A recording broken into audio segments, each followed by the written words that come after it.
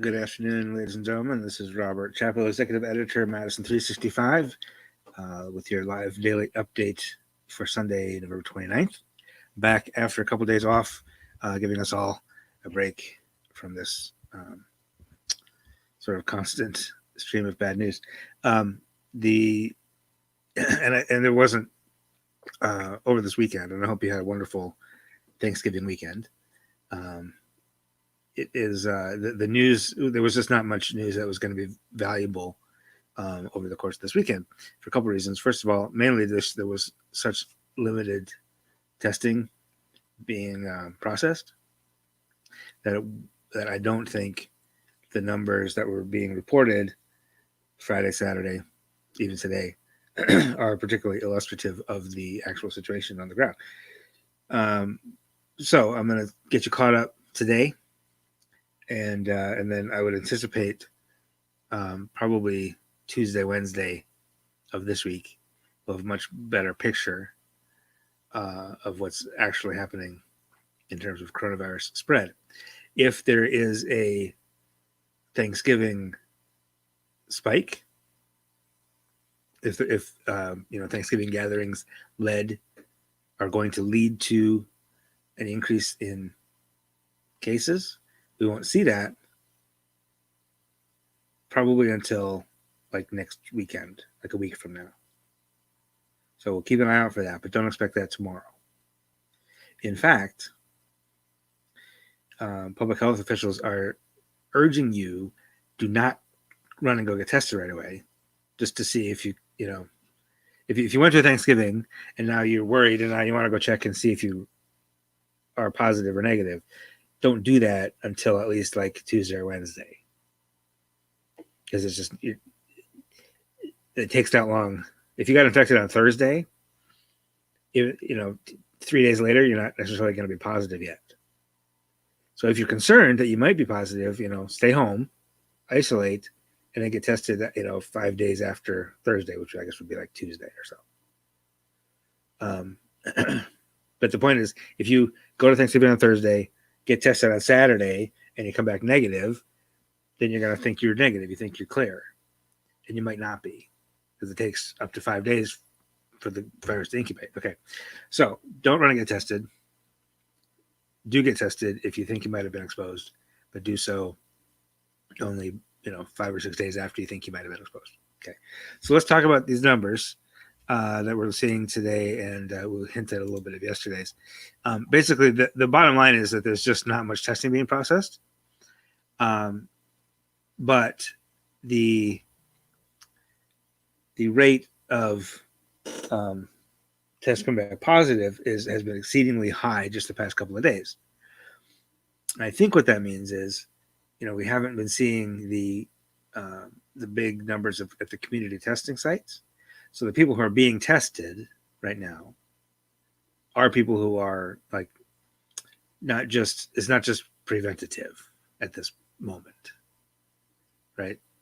It's targeted testing for people who are either already showing symptoms or who are likely to have been exposed.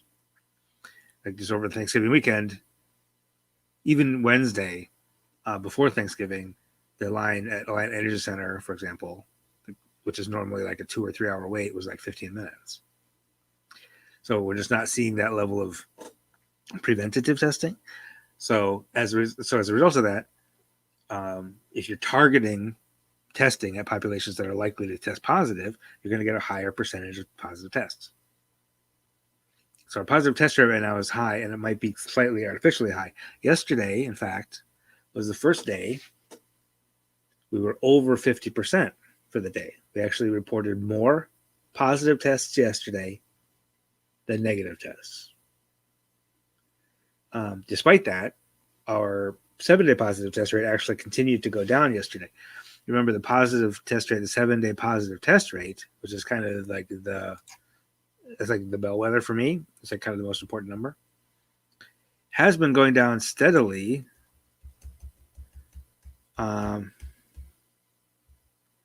for basically 2 weeks. It hit its peak on November 14th and 15th. It was 36.5. Yesterday, it got all the way down to 27.6, which I want to reiterate is very, very high. That's still really, really high. And that's 27.6% of people who were tested in a 7-day period tested positive once. 12.5% of all tests were positive in that same period. That accounts for the fact that a lot of people are getting tested multiple times a week. Healthcare workers, teachers, certain segments of the population are getting like every other day tested. So 12.5 for that measure is still very, very high. Keeping in mind, New York City schools closed at 3. And we're at 27.6 or 12.5, depending which measure you're looking at. Both continue to be high. However, they were going down steadily for 2 weeks, which is great. That's what we want to see. We know that's not just going to go from 36.5 to 0. So a steady decline is good. Now, yesterday, 53% positive tests. Today, 40% just for the day. We had 9,500 tests, 3,831 positive results. That's not great. It brings the sort of total number of raw cases down. That doesn't bring the total number down. It brings the 7-day average of new cases down. But the positive test rate is actually going back up today. So over the past 7 days, 28.7% of people testing have tested positive. As I mentioned, yesterday was 27.6. So that's over a full percentage point jump upward.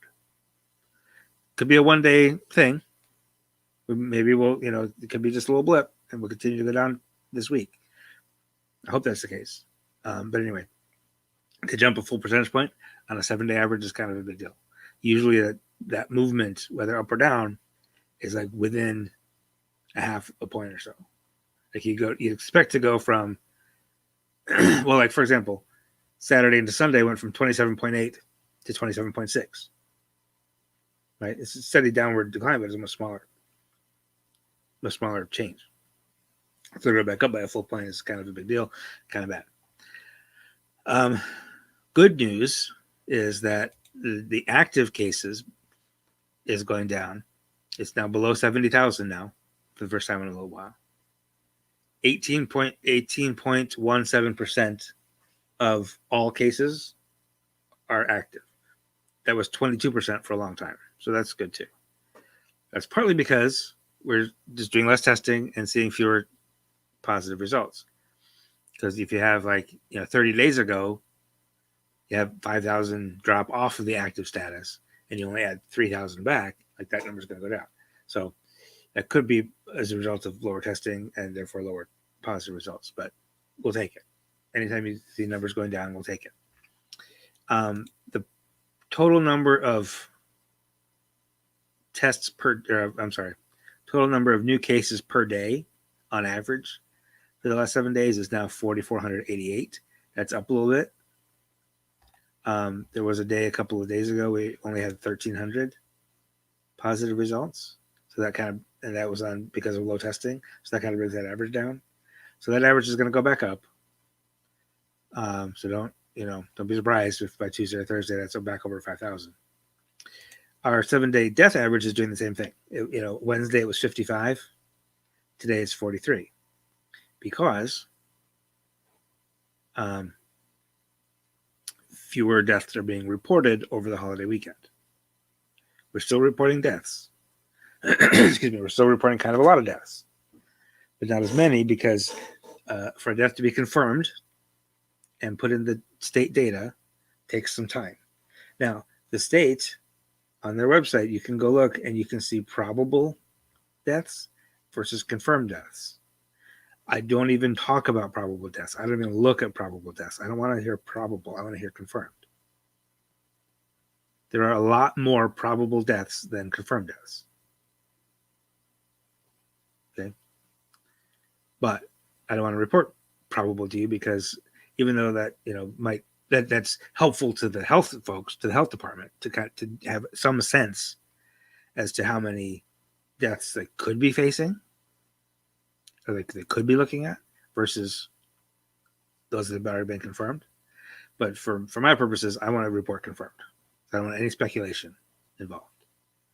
You'll notice news people dislike speculation. It's just kind of a trait for us. So when I'm telling you that there were 22 deaths reported today, those are confirmed, not probable.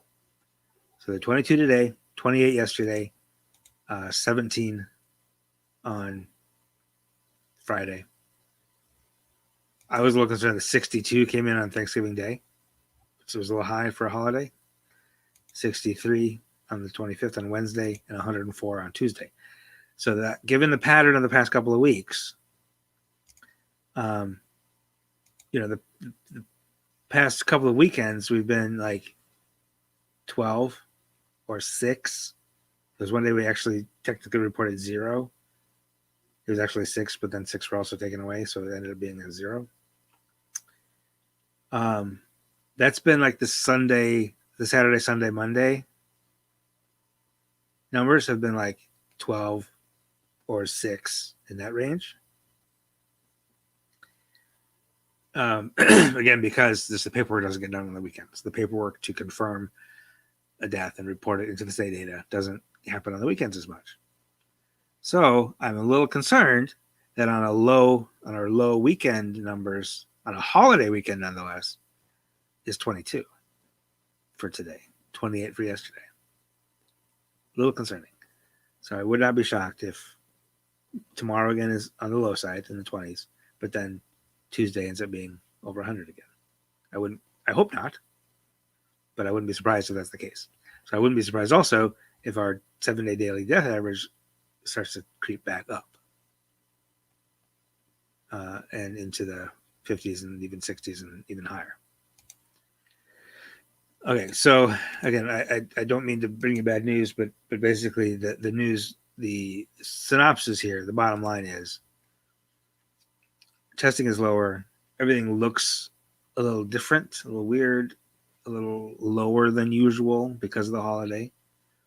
But that's not because people aren't getting sick. It's because those that are getting sick are not getting confirmed and reported into the data as much. I mean, to be honest with you, 9,500 tests is still a lot. There was a time when we were at 1,500 a day, and the governor announced that he wanted to do 12,000 a day, and we all thought that was crazy. So to be at, over nearly 10,000 tests for each of the past 3 days, through that holiday period, Thursday, Friday, Saturday, it's, that's not bad, I guess. Not great. But it also it's an apples to oranges kind of comparison when you're looking at 10,000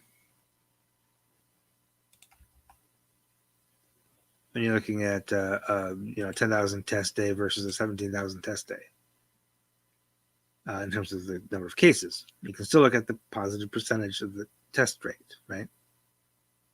That's why we look at that positive test rate. Okay, so I think that is pretty much what I have for you in terms of numbers today. The numbers just aren't, they don't really illustrate much because everything's so low. I will say, let me tell you the locations of those deaths that reported today. Almost all very rural counties.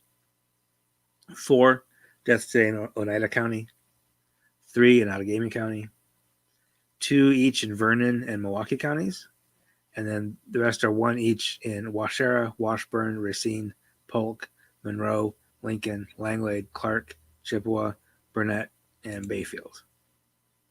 Mostly very rural. In terms of new cases today, again, these numbers are all kind of on the low side. They're just kind of not depressed or suppressed, but just like we're just not reporting a lot of cases today because we're not reporting a lot of tests. But it is still worth noting that the highest per capita new case number today is in Pepin County, rural county. 16 new cases, which doesn't seem like a lot. But in Pepin County, that's a lot because that translates to 217 cases per 100,000 residents, which is on the high side. Like on a normal day, that would be in the top 10 probably. But today it's number 1. Fond du Lac County is second at 175. per 100,000 on 183 total cases, which translates to 175 per 100,000.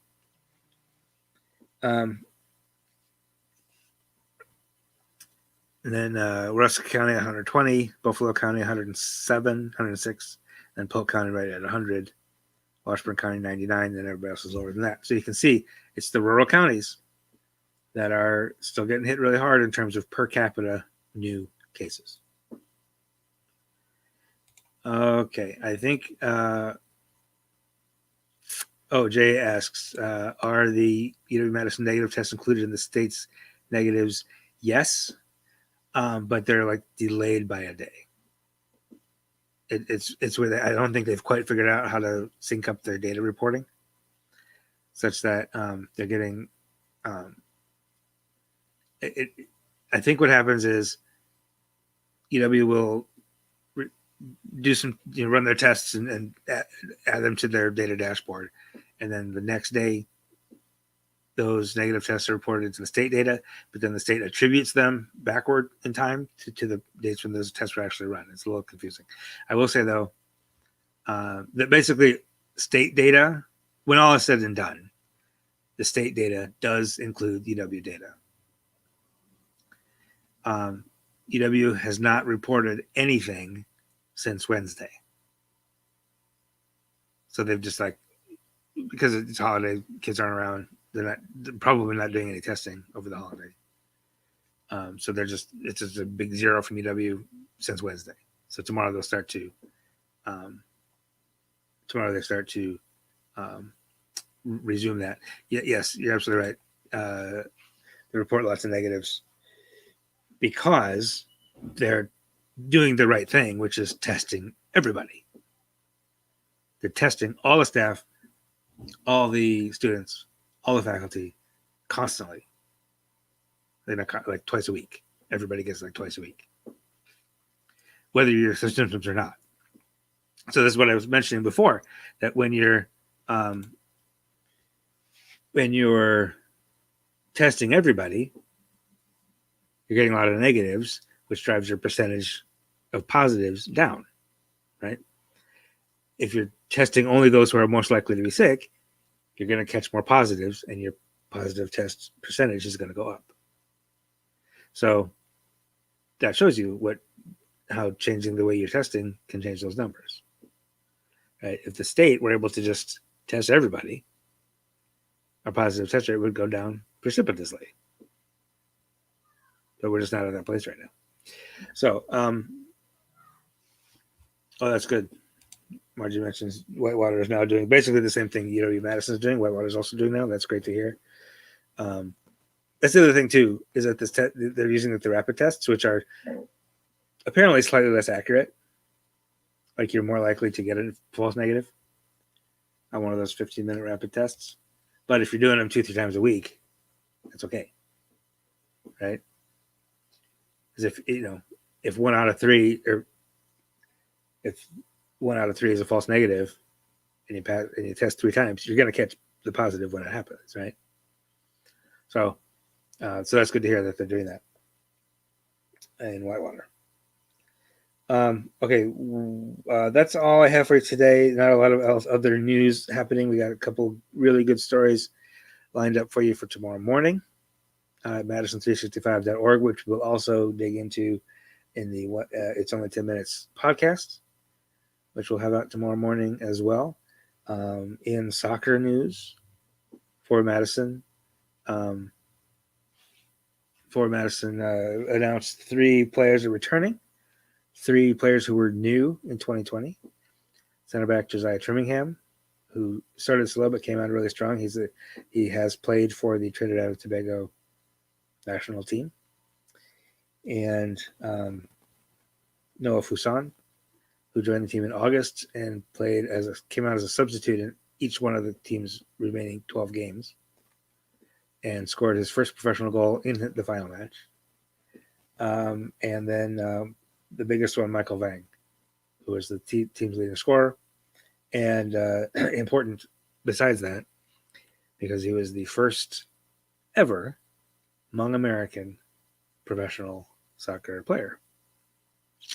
and he scored 8 minutes into his debut, and everybody's very excited about him. He's 20 years old, from the Twin Cities, and I honestly thought they would never keep him. I thought he's got Major League Soccer talent, he's got European talent, and I honestly thought he'd get snatched up into the MLS or some other higher division somewhere.